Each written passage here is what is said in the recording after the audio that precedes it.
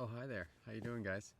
It's me, Merch, coming at you from the beautiful Arkansas, Washita National Forest. There's actually a lake right behind me. I got here in the middle of the night, and I'm just waking up. That's why I look like I'm just waking up. No coffee yet, no nothing. This is me, bright and early. But wow, this place is beautiful, guys. I'm gonna be riding this place for I think 2 days. By the time you see this, I'll probably be on my way to Oklahoma. I'll be on my way out west. I have my sights set on a little taco shop in California called Tacos El Gordo, who has some really good El Pastor that I am searching for. For real, like that's the reason why I'm going to California, is for those tacos and maybe some other stuff too. But the weather's nice. But for the meantime, I'm going to be riding through this national forest, and I wanted to show you guys my last adventure in West Virginia. It was pretty fun. You may notice I'm in a tent. I got rid of the camper. Shocker. It wasn't working out. I'm going to kind of go over it in the video. I'm going to explain exactly why I didn't like it, and why I think that tenting is just better, in my opinion. But the day is young. I've already edited the video, so I have some writing to do, and you guys will check it out very soon. Hope you guys have a good one. Enjoy the video. I'll see ya. What's up, guys? How's it going? It's me, Merch, and I'm still sitting in the same tent that I just saw you in. I just got my microphone. You might hear some birds chirping. You might hear some wind rustling. That is just the way it is. But in the video here, I'm cruising along. Me and my camper. Me and the Merch Rover 1. Now, remember, I said in one of my videos that, it could suck.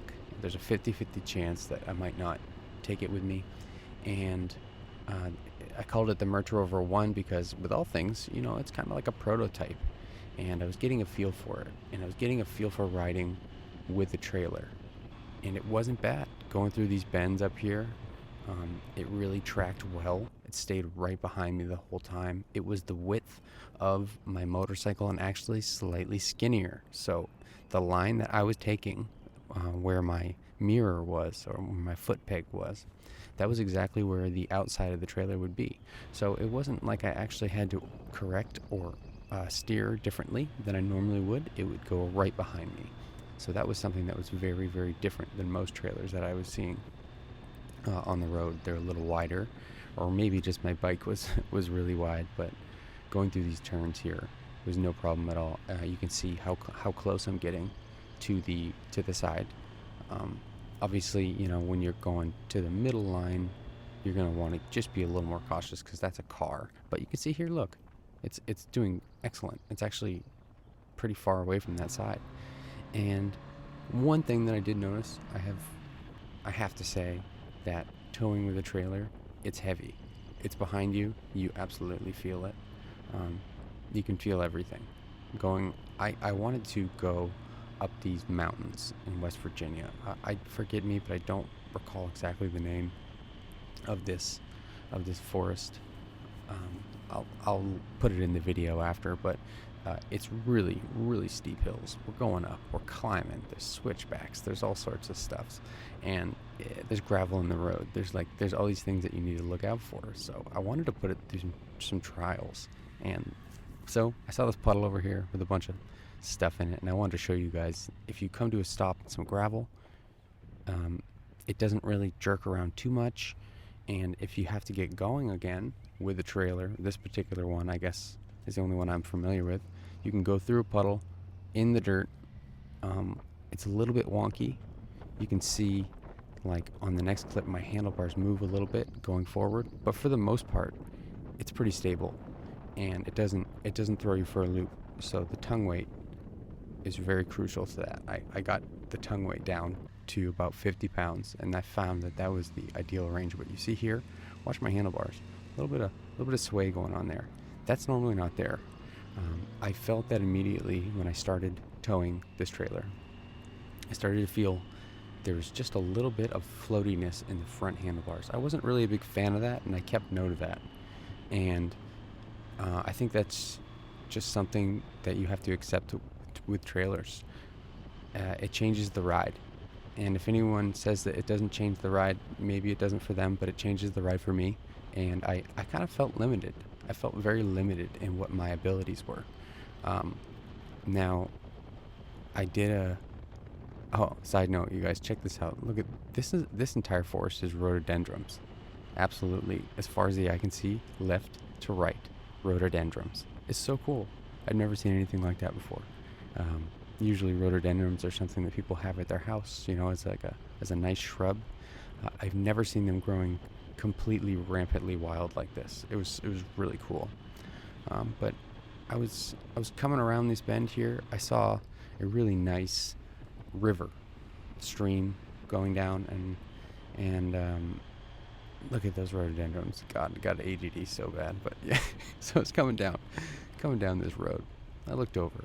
Awesome little river. There was a pull off, and so I'm going 50, I think, right here, and I decide I'm gonna stop there. So this is a good example of stopping distance. I start to stop right here.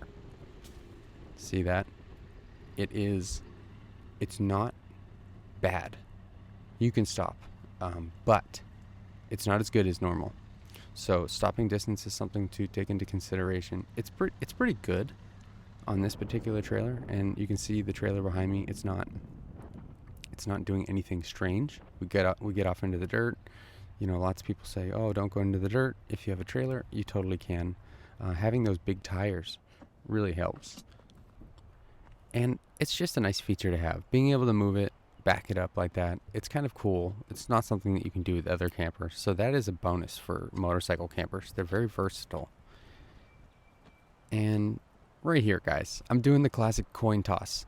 We've got a twisty road down there, and we've got a mountain range up over there. Both seem appealing. We're gonna go wherever the coin flip goes, and it happened to go up the mountain range. So I figured, why not? It's Snowshoe Mountain.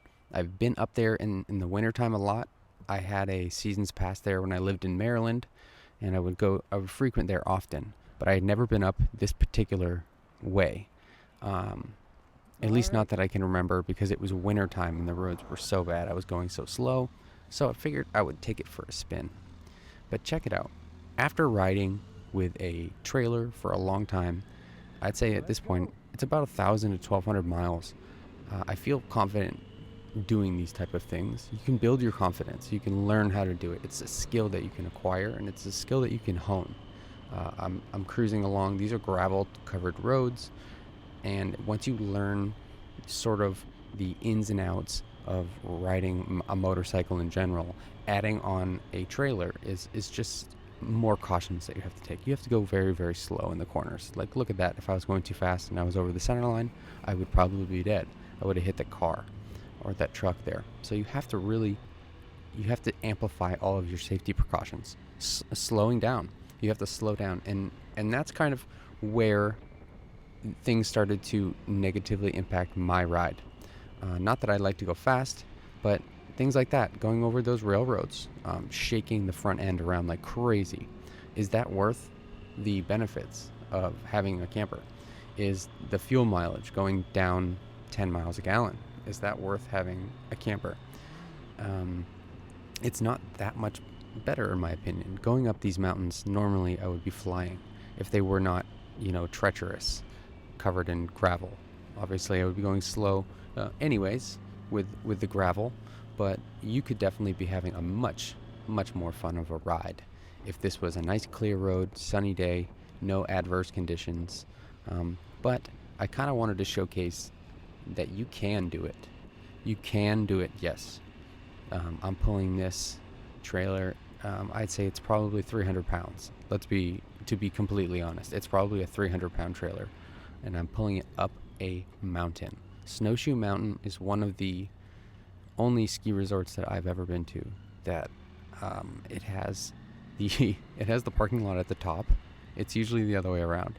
So usually you park at the bottom, you take the chairlift to the top, and then you snowboard down or you ski down. This one's backwards. You have to drive up to the top in the winter, and it's gnarly. It is so crazy. And this particular back road, there's a back entrance and a front entrance. This is the steepest one. This is the steepest entrance to the mountain by vehicle. And it's covered in gravel. Not only that, we're going up into the clouds. Right here, we're entering the Cloud 9 zone, where it's absolutely caked in fog. So this is probably one of the more dangerous, I guess, rides. I mean, something could go wrong, but if you go slow, if you pay attention, and if you're not getting out of your comfort zone, this is fine for me. You can get to the summit, no problem. Just like that, boom, here we are.